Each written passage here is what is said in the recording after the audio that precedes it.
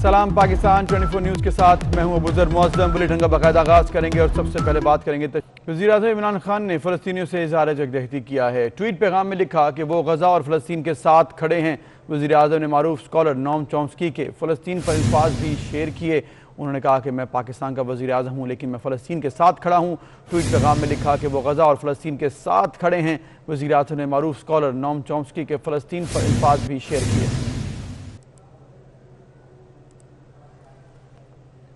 दूसरी जानिब वज़ीर ख़ारजा शाह महमूद कुरैशी ने भी कहा है कि इस्लामोफोबिया से मुतालिक सदर अर्दोग़ान और हमारी सोच में कोई फ़र्क नहीं है। ओआईसी का हंगामी इजलास बुलाने पर तुर्की के साथ हैं। जुलूस निकालने से कुछ हासिल नहीं होगा। मस्जिद अल अक्सा का किबला अव्वल का 27 की रात का वाक़या हो चुका था, मीडिया में रिपोर्ट हो चुका था।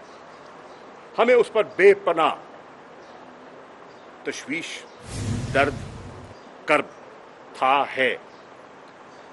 तो इमरान खान साहब ने उम्मत मुसलमा की जज्बात की अक्कासी करते हुए मुतालबा किया कि हमें इस प्लेटफॉर्म पर उम्मा को यकजा करने की ज़रूरत है, लेकिन उस आवाज़ को वो वज़न नहीं मिलेगा जब तक हम ये 57 के 57 मुल्क ममालिक की आवाज़ उठाएंगे तो आपकी आवाज़ को नोटिस किया जाएगा। लाहौर में जमात इस्लामी की जानिब से फ़लस्तीनियों से इज़हार यकजहती और इजरायली जारियत के खिलाफ एहतजाजी मुज़ाहरा किया गया। नायब अमीर जमात इस्लामी लियाकत बलोच ने अक़वाम मुत्तहिदा की सलामती कौंसिल का इजलास बुलाने का मुतालबा भी किया है। इस बारे में मज़ीद जानते हैं, फ़रहान यामीन हमारे साथ हैं। फ़रहान, बताएगा एहतजाज किया गया है? बिल्कुल, इस वक्त मैं लाहौर प्रेस क्लब के बाहर मौजूद हूँ, जहाँ पर जमात इस्लामी की जानिब से फ़लस्तीनियों से इज़हार यकजहती के लिए और इसराइली जारियत के खिलाफ एहतजाजी मुज़ाहरा किया जा रहा है। मेरे साथ नायब अमीर जमात इस्लामी पाकिस्तान लियाकत बलोच मौजूद है। लाहौर में इस वक्त लाहौरियों की तरफ से फ़लस्तीनियों से हमायत के लिए इसराइल की जारियत की मज़म्मत के लिए एक बड़ा मुज़ाहरा किया जा रहा है। ये असूली बात है कि इस वक्त मस्जिद अक्सा हमारा किबला अव्वल माह रमज़ान में इस लैलतुल क़द्र की रातों में इसराइल की जारियत का शिकार है, लेकिन मुस्लिम हुक्मरान एक ज़बानी जमा खर्च कर रहे हैं, महज बयानात दे रहे हैं। हम समझते हैं कि ये मौका है कि अक़वाम मुत्तहिदा की सलामती कौंसिल का इजलास भी बुलवाया जाए, ओआईसी का इजलास भी बुलवाया जाए, फ़लस्तीनियों की गैर मुतज़लज़ल हमायत की जाए और इसराइल की जारियत के ख़िलाफ़ दो टोक मौक़िफ़ अख्तियार किया जाए। हम पाकिस्तान की हुकूमत से भी मुतालबा करते हैं कि सिर्फ़ तकरीरें, मीडिया कॉन्फ्रेंसें नहीं, बल्कि उन्हें चाहिए कि अफ़गानिस्तान के मसले पे, फ़लस्तीन के मसले के, सबसे बढ़कर कश्मीर के मसले पर दो टोक एक वाज़े पॉलिसी बनाई जाए। जी बिल्कुल, नायब अमीर जमात इस्लामी पाकिस्तान लियाकत बलोच का कहना था कि जो मसला कश्मीर है, मसला फ़लस्तीन है, मसला अफ़गानिस्तान है, उसके ऊपर पाकिस्तानी हुक्मरानों को वाज़े मौक़िफ़ अपनाना चाहिए। जी शुक्रिया आपका फ़रहान यामीन, जिस तरह से आपने बताया। हमारी भी ये दुआ है कि फ़लस्तीनियों को इस जो मज़ालिम हैं उनसे इंसाफ मिले। एक ब्रेक, फिर मिलते हैं। Welcome back. अभी आपको लाहौर लिए चलेंगे, जहाँ पर नून लीग के रहनुमा अता तारड़ इस वक्त मीडिया से गुफ्तगू कर रहे हैं। यहाँ पे ये बात भी काबिल ज़िक्र है कि जिस तरीके से ये ज़मीन खरीदी गई है और उस्मान बुज़दार साहब ने 2 मीटिंग्स चेयर करके इनको अप्रूवल्स ग्रांट की और उसके बाद सलमान शाह साहब ने भी इसकी मंजूरी दी, तो क्या वज़ीर आज़म इमरान खान को इस बात का इल्म नहीं था कि ये रावलपिंडी रिंग रोड के नाम से एक मंसूबा बनाया जा रहा है, जिसके अंदर ज़मीन जो है वो मुंह मांगी कीमत जो लोग मांग रहे थे उसके तहत उनको उसका मुआवजा अदा किया जा रहा है। और अब जब ये बात खुल के सामने आ गई कि ये जो मुआवजा अदा किया गया है ये मनपसंद लोगों को किया गया है, इस सड़क को उन इलाकों से गुजारा गया है जहां पर वजीर आजम के बहुत से दोस्त और नाम नहाद वजीर आजम के बहुत से मुशीर वो वहां पर रहते हैं। तो मैं पूछना ये चाहता हूं कि जिस तरीके से یہ سارا معاملہ کیا گیا ہے اور جس طریقے سے NRO نہیں دوں گا، نہیں چھوڑوں گا، یہ راگ الاپا گیا ہے، تو وزیر اعظم کے ارد گرد بیٹھے چند اشخاص جنہوں نے نہ صرف اس منصوبے کی الائنمنٹ کو تبدیل کروایا بلکہ اپنی ذاتی ہاؤسنگ سوسائٹیز کو فائدہ دینے کے لیے پورے سرکاری مشینری کا استعمال کیا گیا۔ میں یہ بات واضح کر دیتا ہوں کہ یہ جو 2.3 ارب روپیہ پاکستانی عوام کا پیسہ، ٹیکس پیئرز کا پیسہ جن لوگوں کو ادا کیا گیا ہے، ان میں میجورٹی ان لوگوں کی شامل ہے جو زلفی بخاری اور غلام سرور خان کے فرنٹ مین ہیں۔ یہ رنگ روڈ کا منصوبہ میاں شہباز شریف کے دور میں 2017 میں منظور کیا گیا اور یہ 40 کلومیٹر کا یہ پروجیکٹ تھا، مگر اس کے اندر اب اس حکومت نے 26 کلومیٹر ایڈ کر کے اس کو 66 کلومیٹر کا اس کا فاصلہ کر دیا اور اس میں 2 علاقے وزیر اعظم کے مشیروں کے کہنے پر ایڈ کیے گئے۔ ایک نووا سٹی کے نام سے ہاؤسنگ سوسائٹی ہے جو وفاقی وزیر غلام سرور خان اور ان کے بھائی کی ملکیت ہے اور اس کی منظوری بھی اسے دور حکومت میں دی گئی تھی۔ اس رنگ روڈ کی الائنمنٹ چینج کی گئی اور اس کو نووا سٹی جس کے مالک غلام سرور خان ہے اس کے دروازے تک پہنچایا گیا اور ایک اٹک لوپ کے نام سے اس میں ایریا ایڈ ہوا ہے جس کا سب فائدہ غلام سرور خان، ان سے تعلق رکھنے والے پراپرٹی ڈیلرز اور ان کے بھائی اور ان کی ہاؤسنگ سوسائٹی کو پہنچتا ہے۔ یہ کہانی یہاں ختم نہیں ہوتی۔ اس رنگ روڈ کی طوالت میں مزید اضافہ کیا گیا اور 1 کلومیٹر اسلام آباد تک بھی اس کو لے جایا گیا۔ اسلام آباد کا سیکٹر C17 C17 جو سنگجانی نامی گاؤں کے ساتھ ملحقہ علاقہ ہے، یہ سڑک وہاں بھی پہنچائی گئی کیونکہ زلفی بخاری کے خاندان کے لوگوں کی آبائی زمینیں وہاں پر ہیں۔ بہت ساری زمین وہاں پہ بھی خریداری کی گئی اور یہ غلام سرور خان اور زلفی بخاری کو جو فائدہ دیا گیا ہے اور اس قوم کا 2.3 ارب روپیہ من پسند لوگوں کو ادا کیا گیا ہے، یہ دن دہاڑے ڈکیتی ہے۔ یہ وزیر اعظم عمران خان اس کے بے نامی ہیں اور انہوں نے جانتے بوجھتے ہوئے اپنی ناک کے نیچے یہ ڈاکہ ڈلوایا ہے۔ میں پوچھنا یہ چاہتا ہوں کہ جب ہمارے دور میں یہ 40 کلومیٹر سڑک منظور ہوئی تو آپ نے اس کے اندر اضافی 26 کلومیٹر کیوں ڈالے؟ اور کیا ان 26 کلومیٹر کے اندر غلام سرور خان اور زلفی بخاری کی ذاتی پراپرٹی شامل نہیں ہے؟ کیا ان 26 کلومیٹر کے اندر ان کی ہاؤسنگ سوسائٹیاں شامل نہیں ہیں؟ آپ نے سرکار کے تمام تر وسائل استعمال کرتے ہوئے یہ ڈاکہ ڈالا ہے اور آپ کو اس کا جواب دینا ہوگا۔ جب ہمارے دور میں یہ پروجیکٹ آیا تو یہ ایشین انفراسٹرکچر انویسٹمنٹ بینک کا $400 ملین کا لون تھا، صرف 2% کنسیشن کے اوپر۔ وہ چائنیز ڈیلیگیشن اور ایشین انفراسٹرکچر انویسٹمنٹ بینک ان کے پیچھے پھرتا رہا کہ ہم یہ آپ کو بہت آسان اقساط پہ اور بہت ہی آسان شرائط کے اوپر یہ گرانٹ اور یہ لون دینے کو تیار ہیں، اس منصوبے کو کیا جائے۔ انہوں نے ان کی ایک نہ سنی اور بجائے اس کے کہ یہ چائنیز کے ساتھ بات کر کے اس کو گورنمنٹ ٹو گورنمنٹ ایگزیکیوٹ کرتے، انہوں نے اس پروجیکٹ کو اپنے من پسند ٹھیکیداروں کو دیا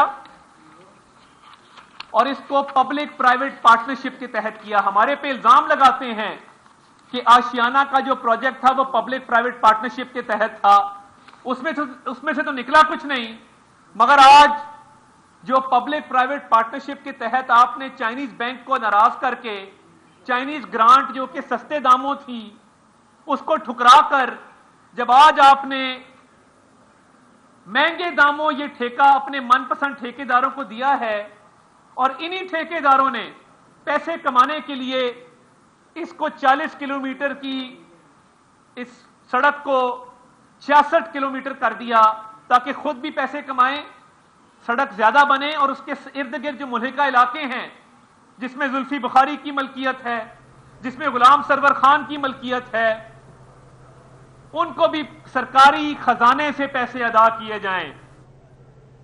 यहाँ पर वक्त है एक ब्रेक का, हमारे साथ वेलकम बैक। आपको बताएं कि मुल्क में कोरोना वैक्सीनेशन का अमल तेज कर दिया गया है। 16 मई से 30 साल और उससे ज्यादा उम्र के शहरियों की रजिस्ट्रेशन भी शुरू कर दी जाएगी। वफाकी वजीर असद उमर का कहना है कि कोरोना वैक्सीनेशन की इस्तेदादकार को बढ़ा रहे हैं तो अच्छा अमल है और तेज इसको कर दिया गया है। वैक्सीनेशन का अमल मजीद तेज, 16 मई से 30 साल और उससे ज्यादा उम्र के शहरियों की रजिस्ट्रेशन शुरू की जाएगी।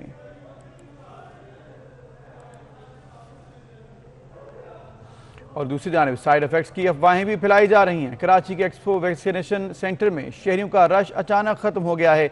डॉक्टर्स का कहना है कि एस्ट्राजेनेका वैक्सीन महफूज है, शहरी खौफ जो है वो बिला खौफ इसको लगवा सकते हैं। अफवाहों पर कान न धरें। कफायत अली शाह से मजीद जानते हैं। जी कफायत। इस वक्त जो है वो पाकिस्तान के सबसे बड़े वैक्सीनेशन सेंटर के बाहर मौजूद हूँ, जो कि एक्सपो सेंटर में कायम किया गया है, जहाँ पर कोरोना की वैक्सीन जो है वो लगाई जा रही है शहरियों को।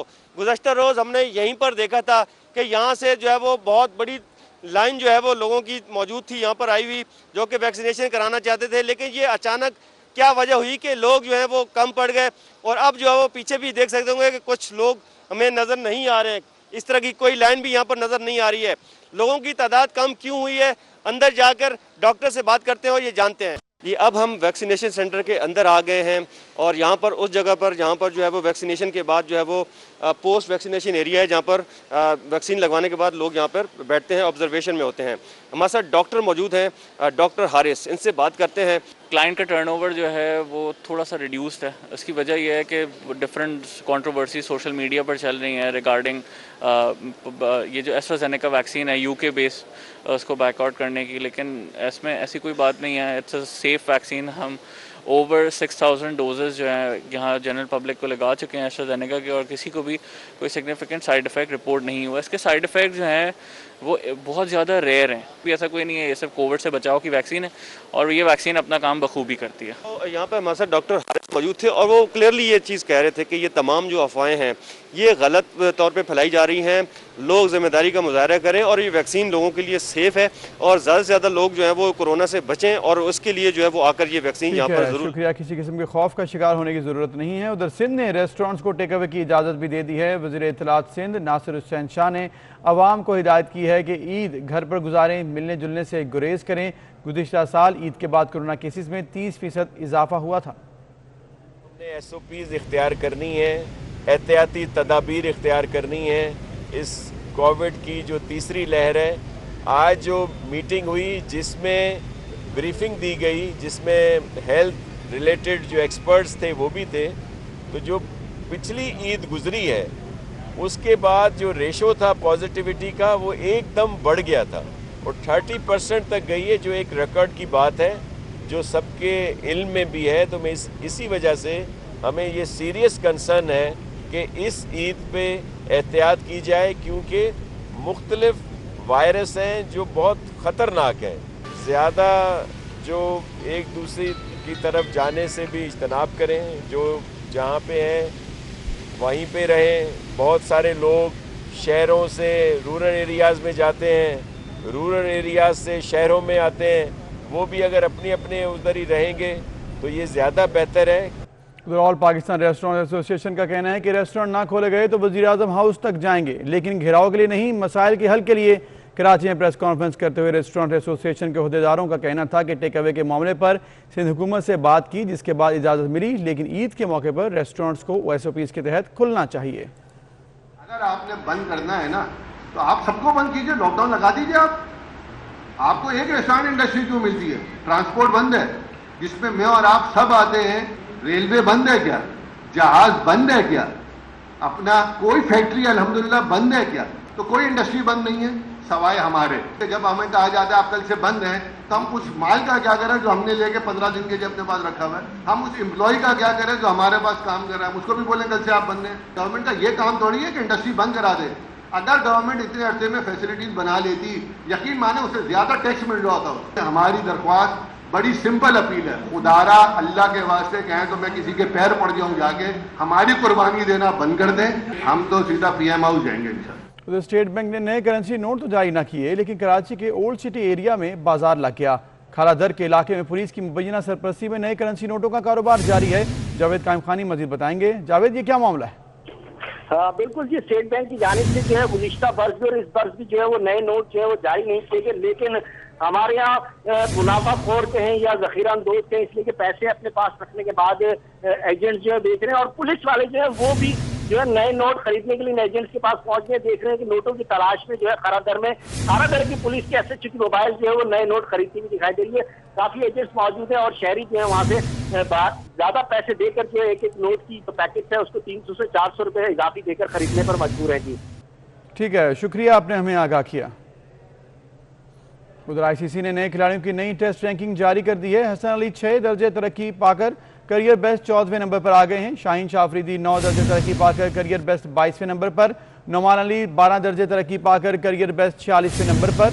अजहर अली 4 दर्जे तरक्की पाकर 16वें पोजीशन पर आ गए। आबिद अली 38 दर्जे तरक्की पाकर 40वें पोजीशन पर आ गए हैं। नौमान अली बल्लेबाजों में 116वें नंबर पर आ गए, जबकि बाबर आजम 1 दर्जा तनज़्ज़ुली के बाद 10वें नंबर पर चले गए हैं। बल्लेबाजों में केन विलियमसन और बॉलर्स में पैट कमिंस की पहली पोजीशन बरकरार है। अभी एक ब्रेक, फिर मिलते हैं। Welcome back. अभी आपको बताएंगे जस्टिस काजी फायद ईसा की अहलिया सरीना ईसा ने साबिक अटॉर्नी जनरल अनवर मंसूर खान के नाम दूसरा खत लिख दिया है, जिसमें कहा गया है कि 8 मई को खत में आपसे यूट्यूब चैनल पर दिए गए इंटरव्यू पर मुआफ़ी का मुतालबा किया। झूठे और बेबुनियाद इल्ज़ामात पर मुआफ़ी न मांगने पर अपना जवाब देने का हक रखती हूँ। धमकियाँ और प्रोपेगेंडा मेरा हौसला पस्त नहीं कर सकते। अमानत की स्टोरी से मजीद जानते हैं। अमानत बताएगा इस खत के मुतालिक। जी, जस्टिस काजी फायद ईसा की अहलिया सरीना ईसा ने ये दूसरा खत लिखा है साबिक अटॉर्नी जनरल अनवर मंसूर खान को, जिसमें उन्होंने पहले खत लिखा था 8 मई को, जिसमें उन्होंने माफी का मुतालबा किया था कि उन्होंने एक यूट्यूब चैनल पर इंटरव्यू दिया है जिस पर उन्होंने सरीना ईसा के खिलाफ इल्जामात लगाए थे। और जो आज का खत लिखा गया है उसमें उन्होंने ये लिखा है कि मैं अपना जवाब देने का हक रखती हूँ क्योंकि आपने मुआफ़ी नहीं मांगी। सरीना ईसा ने लिखा है कि झूठे और बेबुनियाद इल्जामात जो हैं उस पर अपना जवाब देने का हक रखती हूँ, और आपने सुप्रीम कोर्ट के अहकामात की तौहीन की है। उनका ये कहना है कि मैं अपने शौहर के पीछे नहीं छुपी, आप हुकूमत को झूठे लोगों के पीछे छुपे हैं। सरीना ईसा ने मजीद लिखा कि साल 12 मई में आपने डिक्टेटर का साथ दिया था, और ये भी उन्होंने कहा है कि FBI की जो खुफिया रिपोर्ट थी वो आप तक कैसे पहुंची है, और ऐसा महसूस होता है कि आप एक और साजिश का हिस्सा हैं, और FBI की रिपोर्ट प्लान। ठीक है, शुक्रिया, आपने हमें आगाह किया।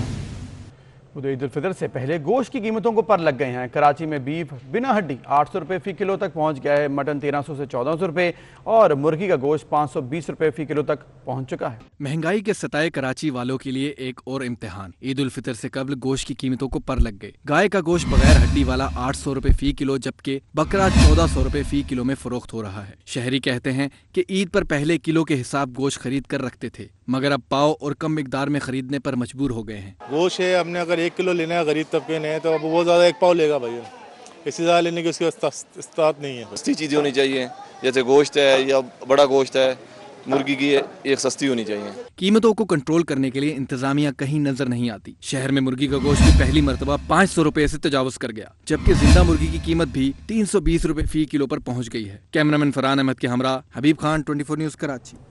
उधर कराची में दूध की कीमतों को कंट्रोल ना किया जा सका। दूध का रेट 94 रुपये लीटर, मगर शहर में 130 रुपये में फरोख्त हो रहा है। ये मामला क्या है, जानेंगे आदिया नाज की इस रिपोर्ट में।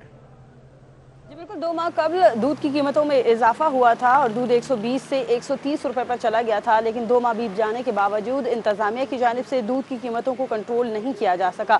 शहरियों का ये गिला है कि पहले ही महंगाई से जो है वो नबरदाज़मा है, लेकिन इंतजामिया की जानिब से दूध की कीमतों में कमी ना करना एक सवालिया निशान है। और बार बार यही कहा जाता है, अब भी अगर आप कमिश्नर कराची की रेट लिस्ट देखें तो उसके अंदर दूध की कीमतें 130 रुपये मुकर्रर नहीं हैं, जबकि उसके बावजूद देखा जाए तो यहाँ पर दूध की दुकानों पर। शहर के तमाम ही वहाँ पर दूध 130 रुपए में दस्तयाब है। इंतज़ामिया से जो है वो अवाम अपील करते हैं कि इस कीमत को जो है वो कंट्रोल किया जाए, क्योंकि ये जेब के ऊपर इजाफी बोझ है। महंगाई के इस दौर में पिसते हुए अवाम की। ठीक है, शुक्रिया आदिया ने, आपने हमें आगाह किया तमाम सूरत हाल से। न्यूज़ स्टूडियो से अब तक के लिए इतना ही।